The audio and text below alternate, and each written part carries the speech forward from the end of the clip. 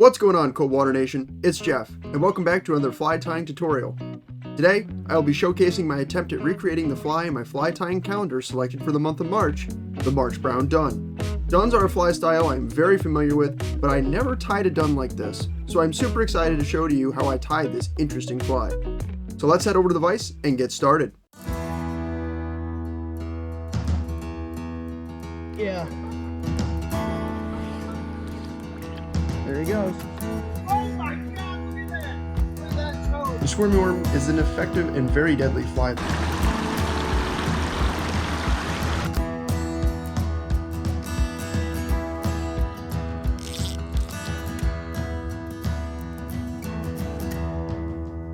What's up, guys? My name's Brian, And I'm Geoff. and you're watching Empire Coldwater. Let's rip some lips.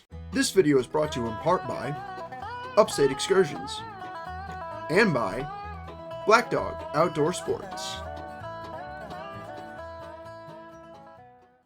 To start tying the fly, I will get a size 16 dry fly hook and get that settled into my vise.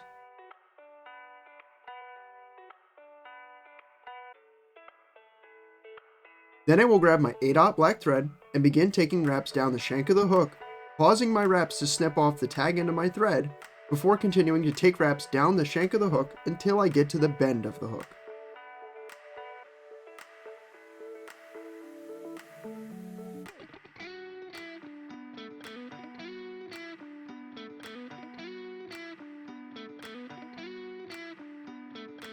Now I will grab my elk hair and cut a small pinch of hair from the patch.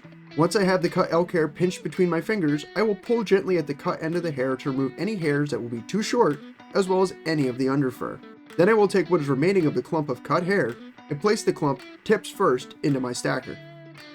After quite a few solid hits of the stacker against my hand, the hairs inside the stacker will have their tips aligned. Taking the stacker apart reveals the stacked tips, which I will then grab with my left hand to avoid switching hands and possibly misaligning the neatly stacked hair. Next, I will measure out the hairs to be about the shank in length before tying in the clump of elk hair with a few tight wraps.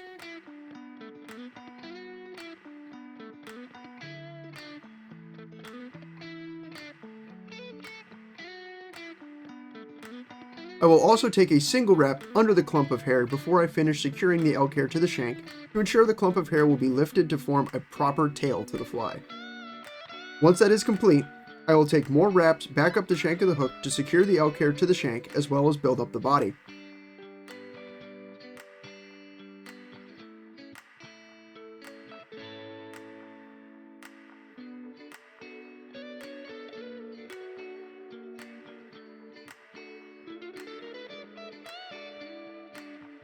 I will stop taking wraps of thread and snip away the excess elk hair, leaving a gap about a quarter of the length of the shank near the head.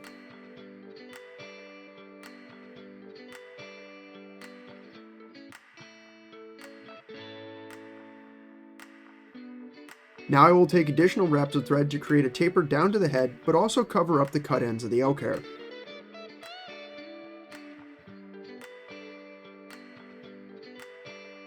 Once that is done, I will grab a length of gold Brassie wire and secure that down to the built-up body of the fly by taking tight thread wraps down to the tail of the fly.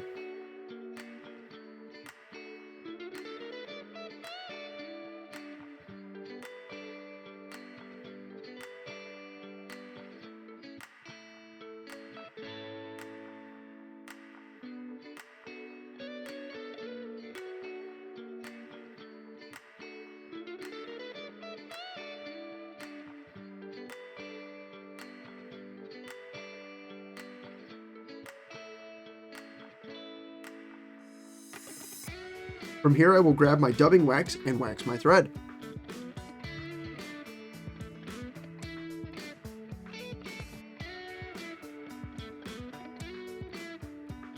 Then I will grab a pinch of tan dry fly dubbing and create a tight dubbing noodle before wrapping the noodle up the body of the fly until I get to the start of the previously developed taper.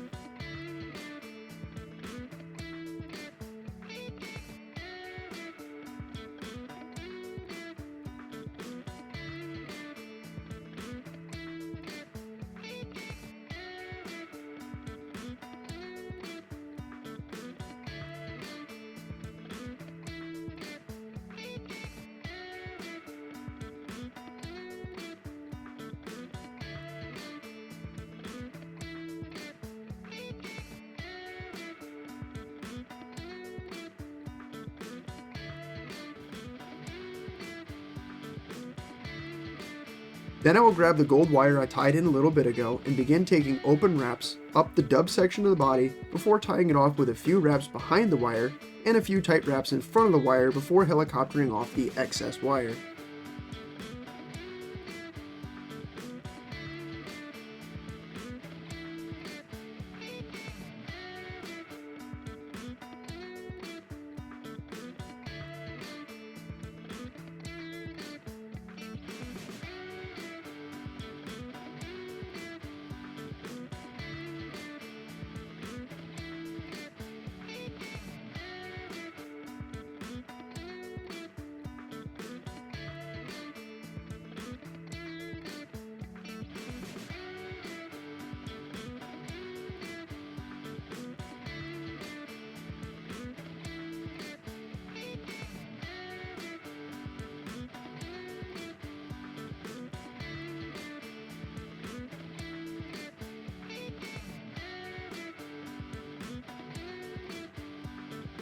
Now I will grab my elk hair again, cut away a bigger clump of hair, pull away the underfur, and place the clump into my stacker to align the tips.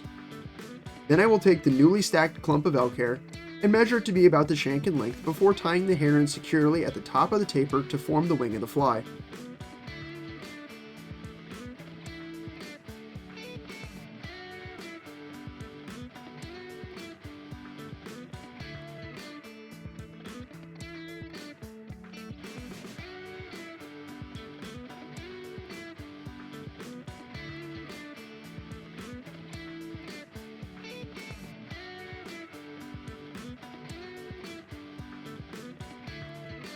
Once the wing is secured, I will cut away the excess elk hair and take wraps of thread to cover up the butt ends.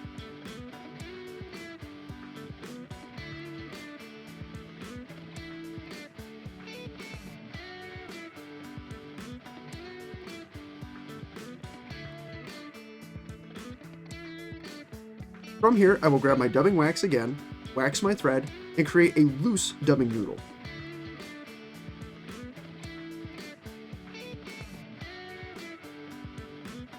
Then I will take wraps in front of the wing to try and match the fuzzy nature near the head of the fly shown in the image of the pattern. I'll make another loose dubbing noodle since I felt it wasn't built up enough to really match the image in my calendar, so I did that and got that tied in.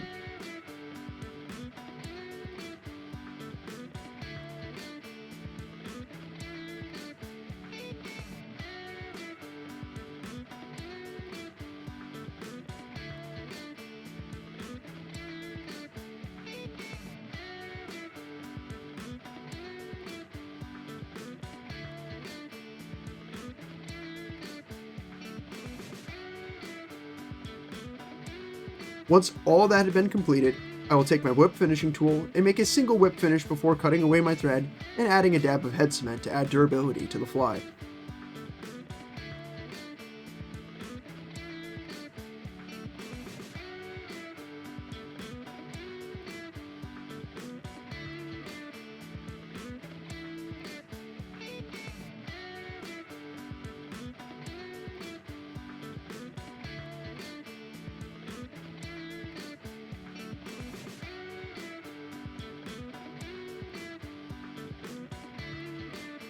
And that is one completed March Brown Dunn. This was quite the interesting challenge despite how simple the pattern looked, so I'd like to hear from all of you on how I did in trying to match the pattern in the comments down below. See you all next time, and tight lines everybody.